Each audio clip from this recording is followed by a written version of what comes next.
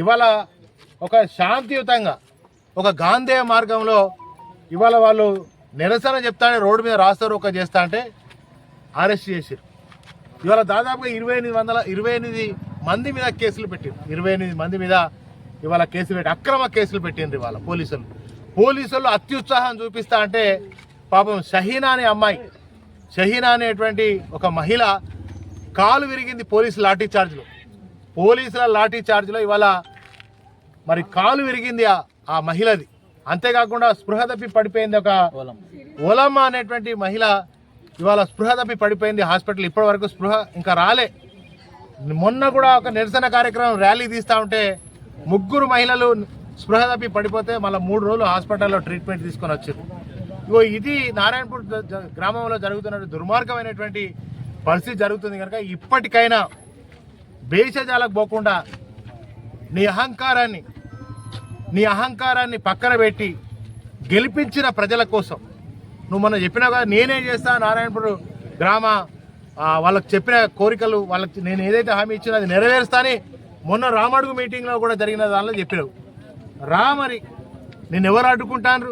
Police వాళ్ళు అడ్డుకుంటానరా? BRS నా కొడుకులారా అని మమ్మల్ని తిట్టినావు. నువ్వు తిట్టడానికే ఉన్నావు, మేము పడడానికే ఉన్నావు. ఎన్ని తిట్లైనా తిట్టు, మా మీద ఎన్ని కేసులైనా పెట్టు. ఒకవేళ మా మీద పగుంటే మరి మేము బీఆర్ఎస్ నాయకులుగా మేము జైలు కూడా పోతాం. వీళ్ళ కోసం జైలు కూడా పంపబోయాము. కానీ ఈ ముంపు గ్రామాన్ని ప్రకటించు. వీళ్ళ కోసం మేము ఎంతకైనా తెగిస్తాం.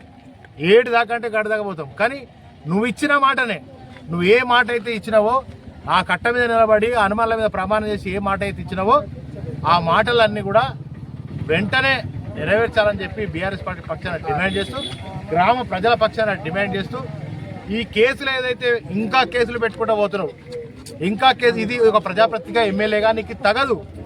ప్రజలకు తల్లిలాగా తండ్రిలాగా ఉండాల్సినటువంటి ఒక ఎమ్మెల్యే ప్రజలందరికీ ఎలక్షన్లప్పుడే పార్టీలు, ఎలక్షన్లప్పుడే పంచాయతీలు, ఎలక్షన్లప్పుడే ఆ ఎలక్షన్ ప్రచారము హామీలు, దాని తర్వాత ప్రజలందరూ కూడా కన్న బిడ్డలాగా చూసుకుంటా అని చెప్పిండే ఆ స్పీచ్లో. కన్న బిడ్డ మా నారాయణపూర్ ఊళ్ళో నియోజకవర్గ ప్రజలు కన్న బిడ్డలాగా చూసుకోవడం అంటే కేసులు పెట్టడం, పోలీసులతో లాఠీలు చార్జీ చేయించడం, అలా కాళ్ళు ఇరగొట్టడం, మరి ఇవాళ 28 మంది మీద కేసు పెట్టియడం, అదేవిధంగా మొన్న 12 మంది మీద కేసులు పెట్టియడమేనా కడుపులో పెట్టుకొని కాపాడుకుంటా అంటే? అదే నా కడుపులో పెట్టుకొని కాపాడడం?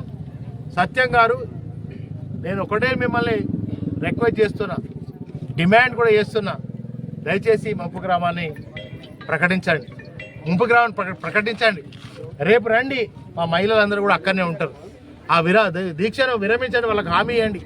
ఒక 10 మంది లీడర్లను 20 మంది లీడర్లను రేవంత్ రెడ్డి గారి దగ్గరికి తీసుకుపోయి వాళ్ళకు ధైర్యాన్ని కల్పించండి.